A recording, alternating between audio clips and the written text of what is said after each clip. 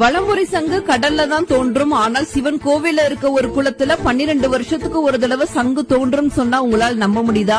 காஞ்சிபுரம் மாவட்டத்துல இருக்க திருக்கழுக்குன்றம் வேதகிரீஸ்வரர் கோவில தான் இந்த அற்புதம் இப்போ வரைக்கும் நடந்துகிட்டு இருக்கு. மார்க்கண்டேய மகரிஷி ஒரு தடவை இந்த கோவிலுக்கு வராரு. சிவபெருமான அபிஷேகம் பண்றதுக்கு பாத்திரம் இல்லையே அப்படின்னு சொல்லிட்டு வருந்தி இங்க இருக்க குளக்கரையில போய் அமர்ந்திருக்காரு. அப்போ பெரியதொரு வலம்புரி சங்கு இந்த குளத்திலிருந்து மேலிருந்து அவர் அருகே மிதந்து வந்தது.